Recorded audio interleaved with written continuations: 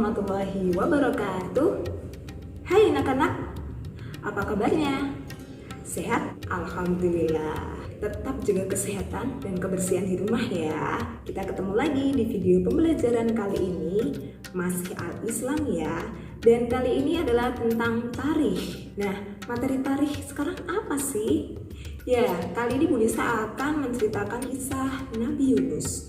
Dan sebelum Bu Nisa menceritakan langsung, Bu Nisa akan kenalkan dulu Nabi Yunus itu. Nabi Yunus disebutkan di dalam Al-Quran sebanyak 4 kali, yaitu surat Yunus ayat 98, surat As-Saffat ayat 139 sampai 148, surat Al-Anbiya ayat 87-88, dan surat Al-Qalam ayat 48 sampai 50. Nah, selain itu, Nabi Yunus juga mendapatkan 2 gelar. Nah, gelar apa saja itu? Yang pertama adalah Shohib Al-Hud, yaitu orang yang berada di dalam perut ikan paus. Dan yang kedua adalah Dhun Nun, biasanya ini disebut dengan Shohib Al-Nun. Kalau gitu, kita mulai yuk.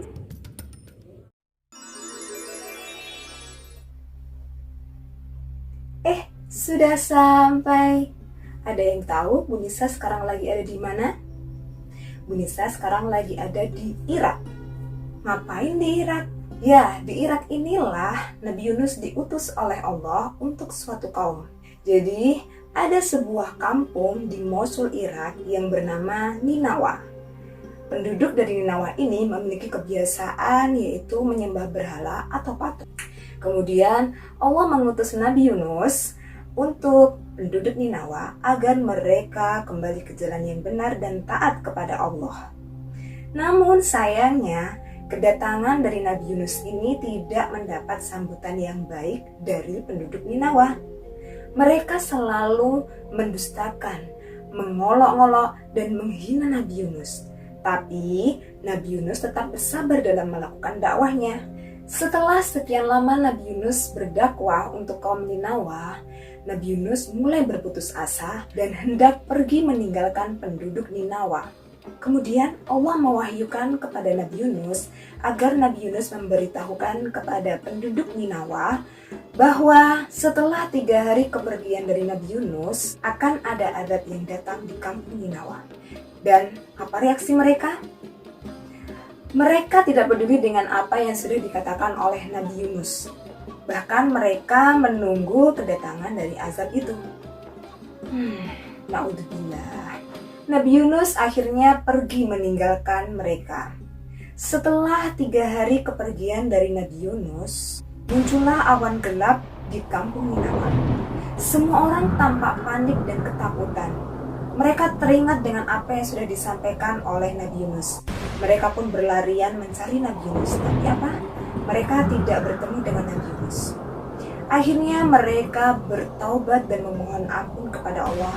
Dan mereka berdoa kepada Allah supaya Nabi Yunus kembali kepada mereka. Akhirnya Allah mengabulkan doa mereka. Allah pun menarik kembali awan hitam itu. Dan suasana kampung Ninawa mulai kembali seperti biasa.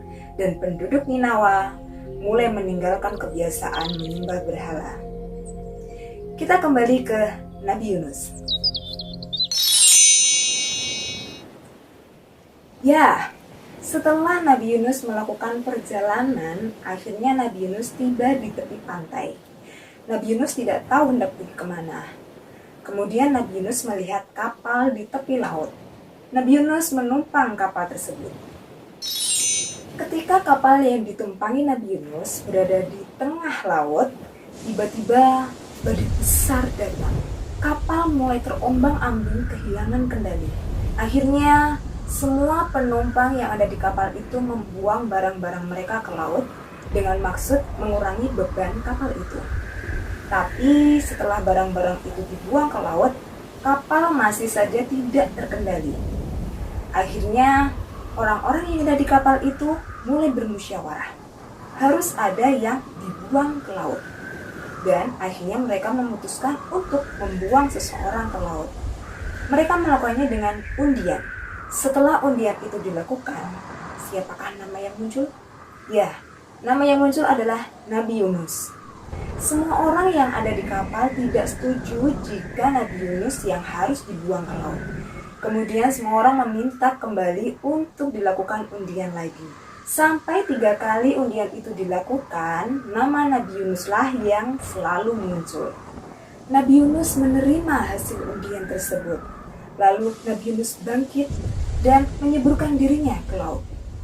Pada saat yang bersamaan, Allah mengutus seekor ikan yang sangat besar untuk menelan Nabi Yunus tanpa merobek daging dan mematahkan tulang Nabi Yunus.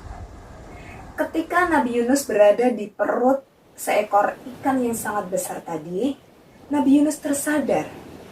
Nabi Yunus menyesal karena telah meninggalkan kaumnya. Kemudian Nabi Yunus berdoa dan berzikir kepada Allah. Dan doa Nabi Yunus ini terkenal loh. Ada di dalam Quran surat Al-Anbiya ayat 87. La ilaha illa anta subhanaka inni kuntu minad dhalimin. Tiada Tuhan selain Allah, Maha Suci Allah, sesungguhnya aku adalah termasuk orang-orang yang zalim. Setelah sekian lama Nabi Yunus berdoa kepada Allah, akhirnya Allah mengabulkan doa Nabi Yunus. Nabi Yunus dikeluarkan Allah dari dalam perut ikan besar tadi. Nabi Yunus terdampar di tepi pantai dalam kondisi yang sangat lemah. Kemudian Allah mengembalikan kondisi Nabi Yunus sehat kembali. Setelah kondisi Nabi Yunus pulih, Nabi Yunus melakukan perjalanan kembali untuk pulang di kampung Ninawa.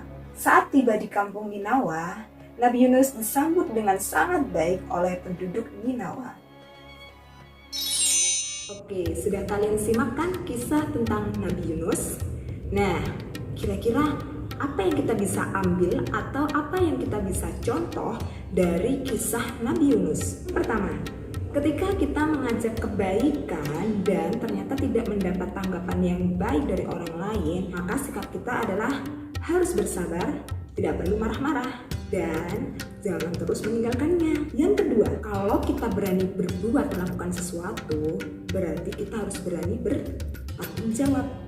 Yang ketiga, sebaik-baik orang yang melakukan kesalahan adalah yang segera menyesal dan segera meminta maaf. Dan yang terakhir, yang keempat, Allah akan mengampuni dosa hambanya jika hambanya menyesali perbuatannya dan bertaubat. Nah, itu dia yang bisa kita ambil dari kisah Nabi Yunus. Kalau begitu, cukup di sini dulu video pembelajaran kali ini. Sampai ketemu lagi. Ingat, jangan lupa ibadahnya di rumah ya. Wassalamualaikum warahmatullahi wabarakatuh.